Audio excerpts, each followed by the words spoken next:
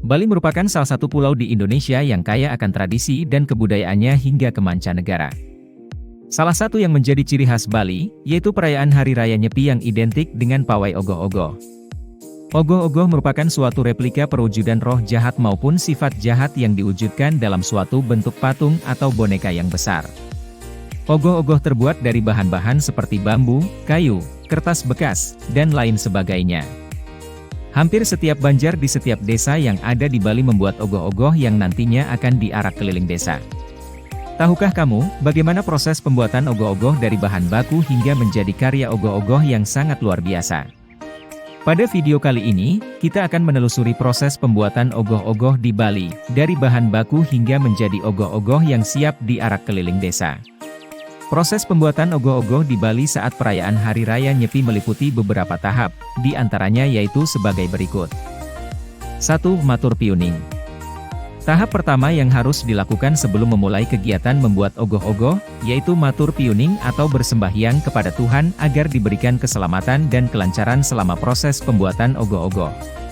Persembahyangan biasanya dilakukan di Pura Kayangan 3 di masing-masing desa adat, bersama dengan seluruh truna-truni Banjar, yang akan ikut terlibat dalam pembuatan ogoh-ogoh. 2. Perencanaan konsep, dan desain ogoh-ogoh. Tahap selanjutnya dalam pembuatan ogoh-ogoh, adalah mendesain konsep dan bentuk ogoh-ogoh yang akan dibuat. Pada tahap ini, kelompok pembuat ogoh-ogoh atau disebut Sekaha Truna-Truni Ogoh-ogoh, akan menentukan tema atau konsep yang akan diusung untuk ogoh-ogoh yang akan dibuat. Konsep dan bentuk ogoh-ogoh, biasanya berkaitan dengan cerita rakyat atau mitologi Bali, seperti ogoh-ogoh yang mewakili Rangda, Barong, Butakala, kisah dewa-dewi, dan lain-lain.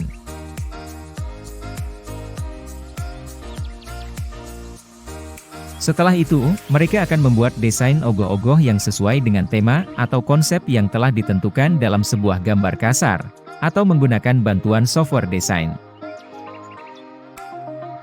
Pada tahap ini juga dilakukan rapat untuk membahas perencanaan anggaran biaya, lamanya waktu pengerjaan, dan juga jadwal pengerjaan ogoh-ogoh. Untuk biaya pembuatan biasanya merupakan hasil sumbangan sukarela dari warga di Banjar pada masing-masing desa. Pengerjaan ogoh-ogoh biasanya memakan waktu 1 hingga 2 bulan, tergantung tingkat kerumitan dari ogoh-ogoh tersebut, dan biasanya pengerjaan ogoh-ogoh dilakukan pada setiap sore hari hingga menjelang malam, ataupun hari libur di balai Banjar masing-masing. 3. Penyiapan alat dan bahan baku. Pada tahap ini para pemuda akan mulai menyiapkan alat dan bahan baku pembuatan ogoh-ogoh. Adapun bahan-bahan yang digunakan untuk membuat ogoh-ogoh, yaitu bambu, kayu, kertas, cat, dan lem. Sedangkan alat-alat yang digunakan berupa pisau, gunting, gergaji, palu, paku, penggaris, pensil, peralatan lukis, tali, dan lain-lain. Dewasa ini juga, para penggiat ogoh-ogoh juga semakin kreatif. Salah satunya dengan membuat ogoh-ogoh yang bisa bergerak dengan bantuan teknologi robotik. Maka dari itu, diperlukan juga berbagai peralatan elektronik lainnya dalam proses pembuatan ogoh-ogoh tersebut. 4. Pembuatan rangka ogoh-ogoh. Setelah desain dan konsep ogoh-ogoh telah ditentukan, serta alat dan bahan baku telah tersedia, langkah selanjutnya adalah membuat rangka ogoh-ogoh dari bambu dan kayu. Bahkan dewasa ini banyak pemuda menggunakan besi atau aluminium sebagai rangka utamanya. Rangka inilah yang akan menjadi struktur utama penyangga ogoh-ogoh. Setelah rangka utama atau penyangga dibuat, kemudian dibuat komponen rangka lainnya menggunakan bambu. Bambu yang sudah disiapkan, kemudian dipotong tipis. Potongan bambu tersebut kemudian dirangkai, atau dianyam mengikuti kerangka utama dari ogoh-ogoh tersebut. Dalam proses ini memerlukan kesabaran dan ketelitian agar bentuk rangkaian sesuai dengan desain ogoh-ogoh yang telah ditentukan. Setelah rangka selesai dibuat, kemudian akan dibuat detail seperti kepala atau bagian wajah, menggunakan anyaman bambu atau ukiran kayu, yang kemudian dipasang pada rangkaian bambu atau kayu yang telah dibuat sebelumnya. Pembuatan bagian kepala dan wajah ogoh-ogoh, biasanya memerlukan ketelitian yang tinggi, karena pada bagian ini terdapat komponen-komponen dengan detail-detail yang sangat rumit.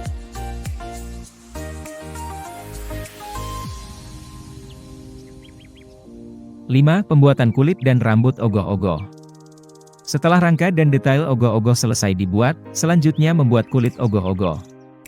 Kulit ogoh-ogoh dibuat dengan menggunakan bahan-bahan, seperti kertas koran bekas, kain, dan lem. Kertas koran bekas dijadikan sebagai kulit utama ogoh-ogoh yang kemudian dilapisi dengan kain. Lem digunakan untuk menempelkan kertas koran bekas dan kain pada rangka ogoh-ogoh. Selain itu, pada tahap ini juga dibuat komponen lain, seperti rambut ogoh-ogoh. Rambut ogoh-ogoh biasanya dibuat dari hasil serutan bambu sehingga terbentuk helaian yang tipis. Selain itu, rambut ogoh-ogoh juga bisa dibuat menggunakan daun parasok dan juga daun gebang.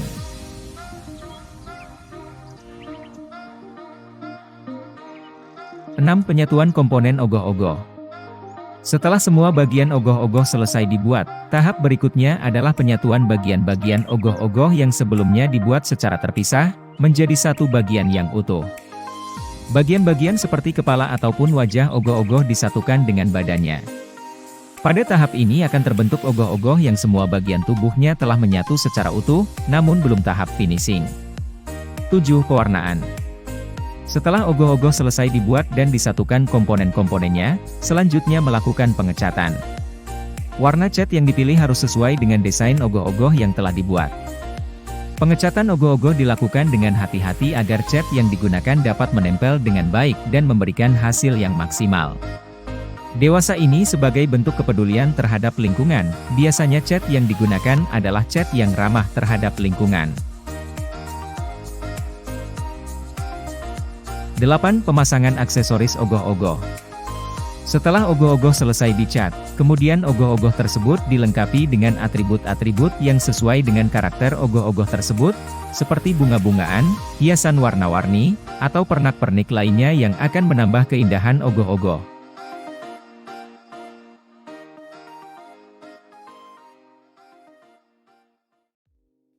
Pemasangan ogoh-ogoh pada kendaraan.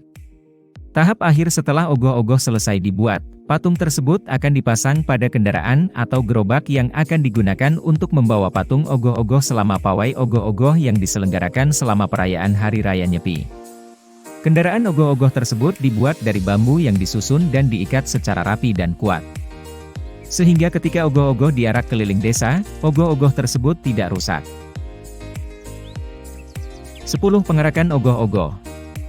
Setelah ogoh-ogoh 100% selesai dibuat, maka sehari sebelum hari Nyepi semua ogoh-ogoh di seluruh Bali akan diarak keliling desa masing-masing. Sebelum diarak ogoh-ogoh diupakara terlebih dahulu. Tepatnya pada sore harinya, ogoh-ogoh tersebut akan diarak keliling desa dengan disertai gamelan khas Bali.